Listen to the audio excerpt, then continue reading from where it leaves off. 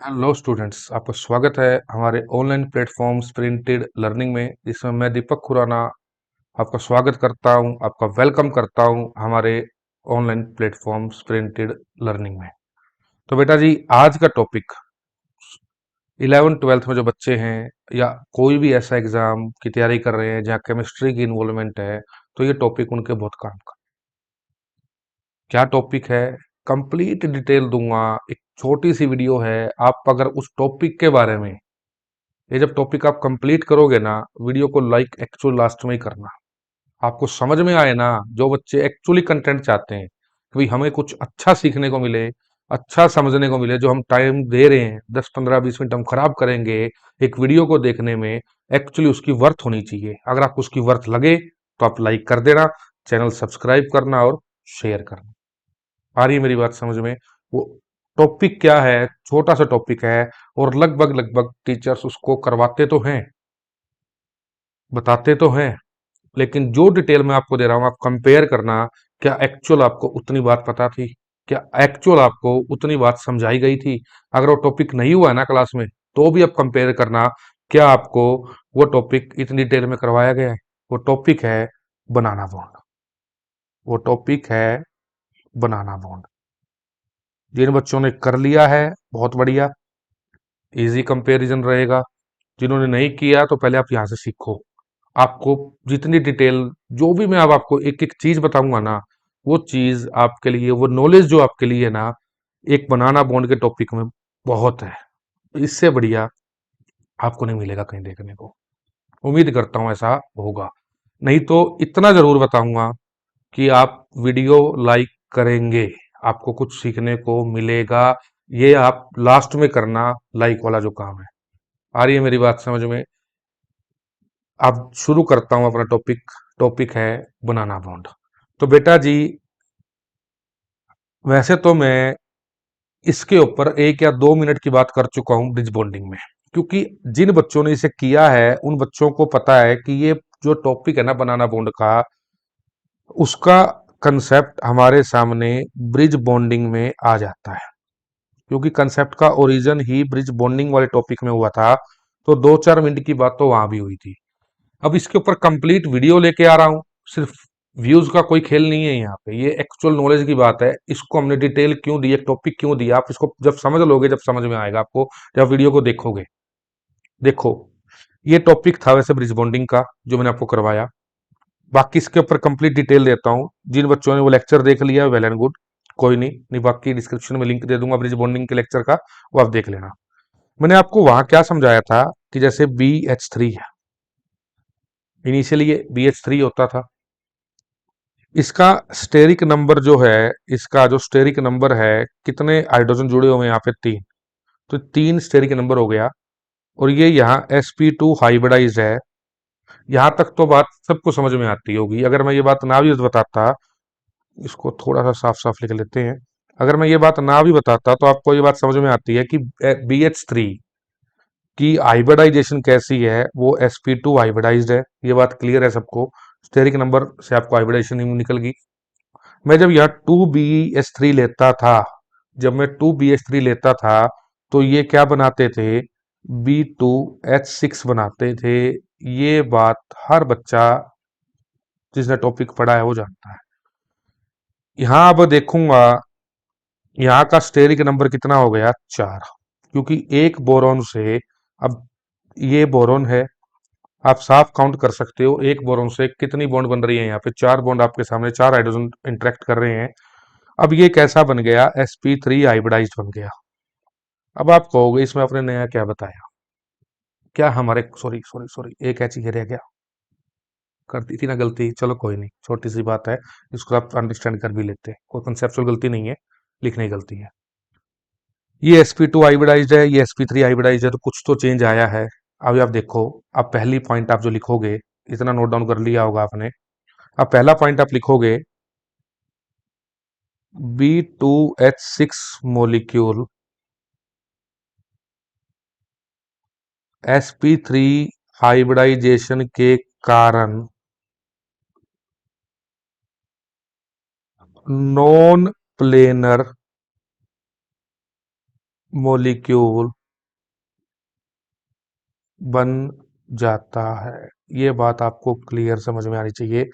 sp3 hybridisation के कारण ये नॉन प्लेनर मोलिक्यूल बन गया। अब इसकी जो बॉन्ड्स हैं वो एक सिंगल प्लेन में नहीं रही, जो sp2 हाइब्रिडाइजेशन में होती थी। पहला बदलाव आपको ऑब्जर्व हुआ ये। इसको आप कंप्लीटली नोट डाउन करके लिखेंगे। चले आगे। चलो जी। अब आप इसमें एक चीज और ऑब्जर्व करेंगे, वो क्या ऑब्जर्व करोगे वो देखो। अब नॉन प्लेनर है, ये बात आपको समझ में आ गई। आप कहोगे बिल्कुल समझ में आ गई, sp3 हाइब्रिडाइजेशन है तो वो नॉन प्लेनर है।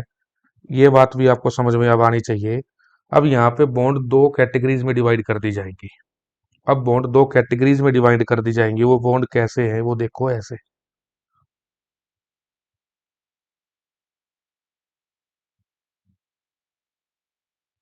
थोड़ा सा इसको पास पास करके लिखते हैं, थोड़ा सा डायग्राम ना अच्छा लगेगा आपको। थोड़ा मैंने ज्यादा गैप बना दी है इनके बीच में।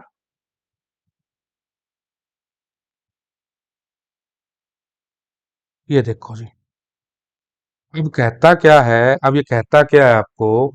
अब यहाँ पे आपके पास कहता है ये sp3 हाइब्रिडाइजेशन का स्ट्रक्चर है अब इसका, यानी कि जो B2H6 मैंने आपको बताया ना, ये अब sp3 हाइब्रिडाइज्ड है। और sp3 हाइब्रिडाइजेशन का स्ट्रक्चर जो है वो ऐसा बनेगा जो मैंने आपके सामने दिया। ये कहता है कि यहाँ पे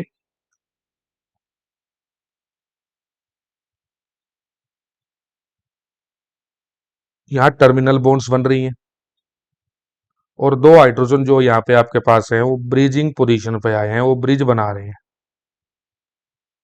ये बात आपको समझ में आ रही है। यानी कि टुवार्ड्स द, जो मतलब जो प्लेन की बात करूं मैं, दो बॉन्ड जो बनेंगे जैसे हम CH4 वगैरह का स्ट्रक्चर बनाते थे, towards the observer away from the observer, और दो बॉन्ड आपके प्लेन में रहती है। तो ऐसे ही यहाँ पे आपके सामने है कि आपके पास दो ओवरऑल, ये ये ये चार हाइड्रोजन तो आपके पास कैसे हैं, इन द प्लेन है। और जो बचे हुए जो दो ये हाइड्रोजन आपके सामने हैं, ये आपके पास ब्रिजिंग पोजीशन पे, ब्रिज बनाने का काम कर रहे हैं। ये प्लेन में नहीं है। ये बात समझ में आ रही है आपको।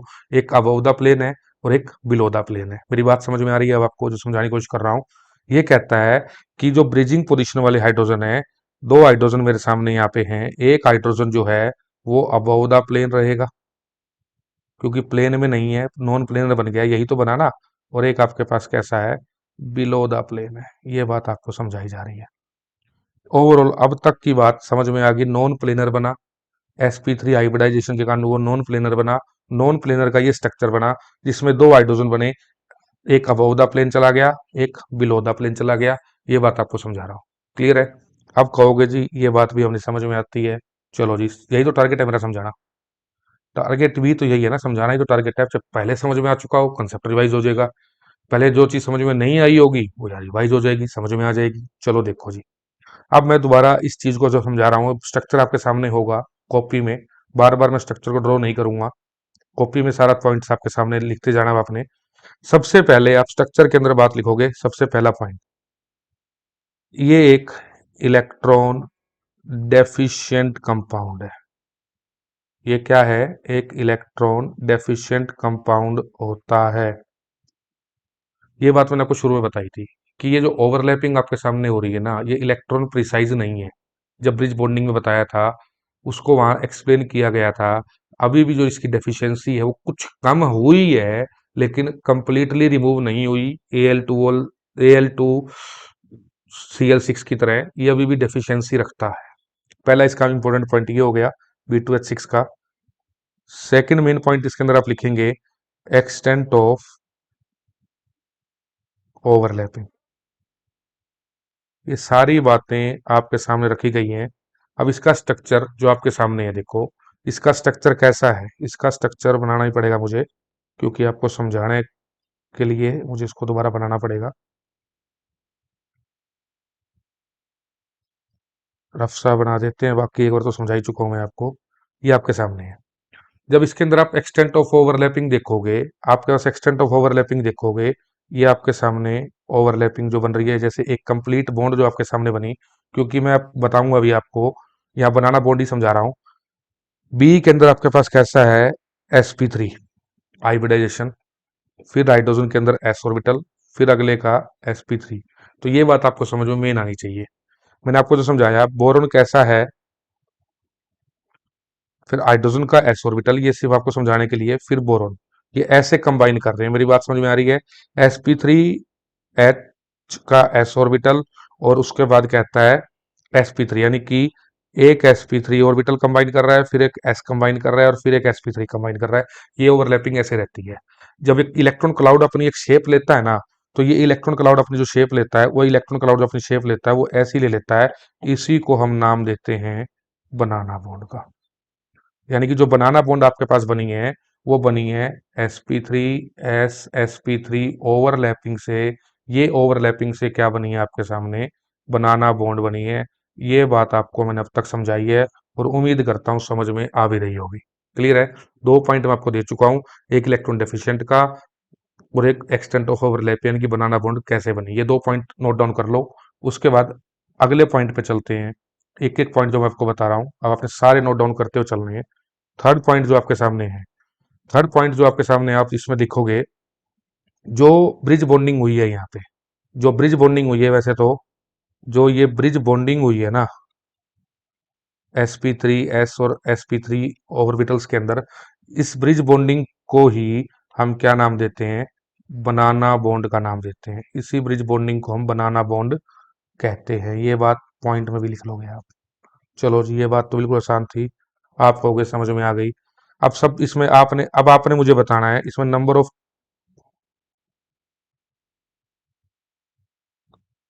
To centre two electron bonds कितनी है, और number of three centre two electron bond कितनी है।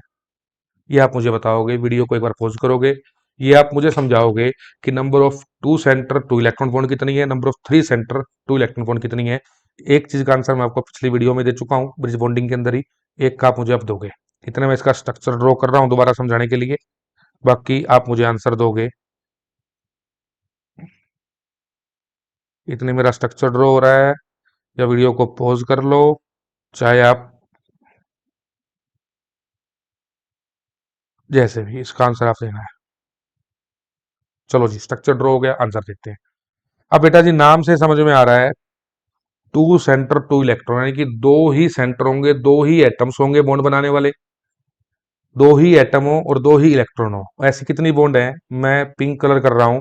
एक बॉन्ड ये रही, एक बॉन्ड ये रही, एक बॉन्ड ये रही, एक बॉन्ड ये रही, यानी कि चार बॉन्ड मेरे पास ऐसी हैं। पिंक कलर से जो मैंने अभी सर्कल किया हुआ है, चार बॉन्ड ऐसी हैं जिसमें दो सेंटर हैं और दो ही इलेक्ट्रॉन, की बी का एक इलेक्ट्रॉन, एच का एक इलेक्ट्रॉन, सेंटर भी दो, सेंटर भी दो, बी और एच, और इलेक्ट्रॉन दोनों के अपने अपने। तो चार बॉन्ड बनी है, एक, दो, तीन, चार। ये चार बॉन्ड मेरे पास ऐसी बनी है जहां पे आपके पास टू सेंटर टू इलेक्ट्रॉन है। अब बात आती है थ्री सेंटर टू इलेक्ट्रॉन की। थ्री सेंटर टू इलेक्ट्रॉन की ये कितनी है? थ्री सेंटर टू इलेक्ट्रॉन की, सेंटर तो तीन हो, एटम तो तीन हो, लेकिन इलेक्ट्रॉन दो ही हो। जो बनाना बॉन्ड आपके सामने बन रही है, ये ये है कितनी? दो। ये कितनी है? दो। तो यानी कि थ्री सेंटर टू इलेक्ट्रॉन, दो बॉन्ड है, टू सेंटर टू इलेक्ट्रॉन, चार बॉन्ड है। चलो जी, ये बात भी क्लियर होती होगी, एक ये रही और एक ये रही।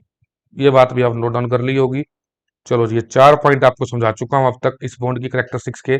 चार के बाद हम आगे चलते हैं पांचवें पे। उम्मीद करता हूं कि आपको अब तक चार पॉइंट समझ में आए होंगे। अब पांचवें, ये भी मुझे आप ही आंसर दोगे। स्ट्रक्चर आपके सामने है, मैं भी दोबारा बना दूंगा चाहे, इसका स्ट्रक्चर का आप आंसर दोगे।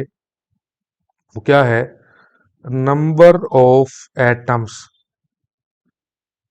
इन अ प्लेन। कितने नंबर ऑफ एटम्स हैं जो एक प्लेन में है?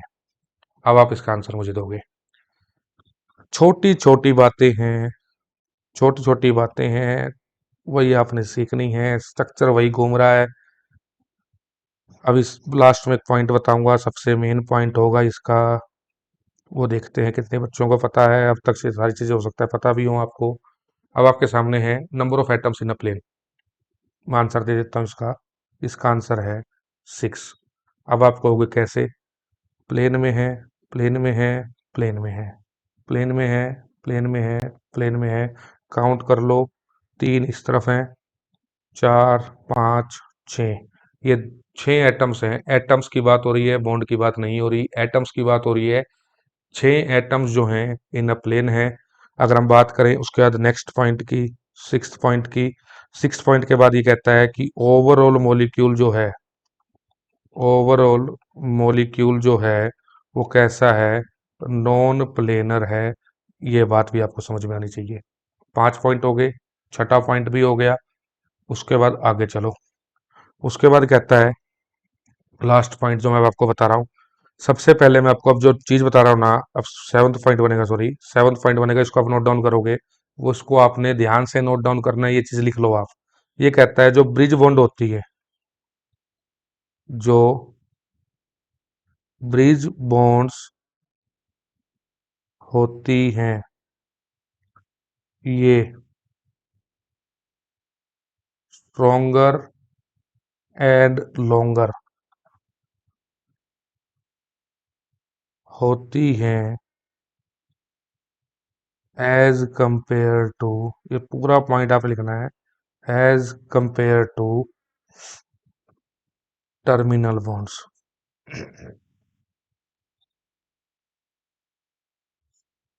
ये बहुत मेन पॉइंट है। कुछ बच्चों को तो कुछ चीज यहाँ डाउट लगना चाहिए, आपको डाउट क्वेश्चन दिमाग में आना चाहिए। भाई मैंने यहाँ पे लॉन्गर भी कह दिया और स्ट्रोंगर भी कह दिया। जर्नली हम क्या पढ़ते हैं, जो चीज लेंथ में बड़ी होती जाएगी उसे तोड़ना आसान है, लेकिन यहाँ मैंने क्या कह दिया। अब आप कहोगे इसको दोबारा देखो सर आपने क्या कह दिया। भाई यहाँ लॉन्गर भी कह दिया और स्ट्रोंगर भी कह दिया, ये बिल्कुल पॉइंट ठीक पकड़ रहे हो आप।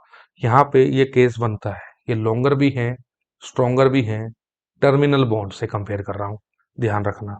अब आप इस चीज को आप लिखोगे कैसे, अब इस चीज का आप आंसर आप लिखोगे कैसे, जैसे मैंने आपको बताया कि जो ब्रिज बॉन्ड्स होती हैं, जो ब्रिज बॉन्ड्स होती है, इसमें आप लिखोगे लॉन्गर होने का रीजन जो है। इसमें पहले मैं आपको लॉन्गर होने का रीजन बताता हूँ, फिर मैं स्ट्रोंगर होने का रीजन बताऊंगा। लॉन्गर होने का क्या रीजन है, इसमें आप लिखोगे जो आपके पास ये जो ब्रिज ये बनता है, ब्रिज बॉन्ड्स होती हैं, बनाना पड़ता है ना, स्ट्रक्चर तो बना के दिखाना पड़ता है ताकि आप जब भी समझोगे। यहाँ पे क्या बन रहा है बेटा, इसको आप लिखते रहो। यहाँ 4 मेंबर की रिंग बन रही है, ये 4 मेंबर की रिंग बन रही है। ये जो रिंग है ना, इसमें जो 4 मेंबर्स हैं, इसमें स्ट्रेन प्रोड्यूस हो जाता है शुरू में। इनिशियल स्टेज पे यहाँ स्ट्रेन बनता है 4 मेंबर रिंग के अंदर। जब ये रिंग बन रही है ना, तो इसमें स्ट्रेन बनता है और ये क्या करते हैं, अपने आप को स्ट्रेन को कम करने के लिए ना पीछे होते चले जाते हैं, एक ऐसे डिस्टेंस तक खींच लेते हैं बॉन्ड को जिसके कारण में स्ट्रेन कम हो जाए। तो इसके कारण इसकी लेंथ बढ़ जाती है। मेरी बात समझ में आ रही है आपको? पॉइंट को ध्यान से समझेंगे, सिर्फ एक समझने की बातें हैं सारी ये। मैं क्या कह रहा हूँ, इनिशियल स्टेज पे 4 मेंबर की जो रिंग बन रही है, इनिशियल स्टेज पे जो 4 मेंबर की रिंग बन रही है, इनके बीच में एटम्स इतने पास होते हैं, इसमें स्ट्रेन प्रोड्यूस होता है। इस स्ट्रेन को ओवरकम करने के लिए, इस स्ट्रेन को कम करने के लिए ये पीछे खिंच जाते हैं, एक ऐसे पॉइंट तक जहां ये स्ट्रेन मिनिमाइज हो जाता है। इसी खिंचाव के कारण, इसी पीछे हटने के कारण और इसी एडजस्टमेंट के कारण, इसी ओवरकम के कारण ये बॉन्ड लेंथी हो जाती हैं as compare to terminal bonds. ये बात तो समझ में आ गई, चलो कहते हो जी आपकी बात मान ली गई है, आपकी बात मान ली गई है कि ऐसा हो गया। अब स्ट्रोंगर का रीजन दो। भाई ये चीज स्ट्रोंग कैसे है बेटा, डायग्राम आपके सामने है ये डायग्राम दोबारा दोबारा बनाना पड़ रहा है मुझे, बाकी उम्मीद करता हूँ आपको समझ में आ रहा होगा। अब स्ट्रोंगर की बात है, स्ट्रोंगर को मैं एक थियोरिटिकल भी समझा सकता हूँ, इसके अंदर एक छोटा सा हम रिएक्शन करके भी समझा सकते हैं। पहले मैं थियोरिटिकल समझाता हूँ। ये आपके पास कैसी है, 3 सेंटर 2 इलेक्ट्रॉन बॉन्ड है, यानी कि 3 न्यूक्लियस के बीच में 2 इलेक्ट्रॉन फंसे हुए हैं। अब ये मेरी बात समझ ही गए आप कुछ बच्चे, थ्योरी के हिसाब से 3 न्यूक्लियस के बीच में 2 इलेक्ट्रॉन फंसे हुए, तो अट्रैक्शन आप समझ सकते हो कि क्या होगा। 2 इलेक्ट्रॉन और 2 सेंटर से, 2 सेंटर 2 इलेक्ट्रॉन में, 2 न्यूक्लियस से 2 इलेक्ट्रॉन हो, एक 3 न्यूक्लियस के बीच में 2 इलेक्ट्रॉन हो, तो अट्रैक्शन आप समझ सकते हो कि कैसा होगा, एज कंपेयर टू टर्मिनल ज्यादा होगा। अगर आपको समझ में आ गया तो वेल एंड गुड है, नहीं समझ में आया तो मैं आपको एक चीज और समझाता हूँ। ये कहता है जब हम मिथाइलेशन करते हैं ना, ये कहता है जब हम मिथाइलेशन करते हैं ना B2H6 का, यानी कि इसमें जब हम मिथाइल ग्रुप को ऐड करते हैं ना, तो ये चीज यहां से भी समझ में आ जाती है, इसका प्रूफ है।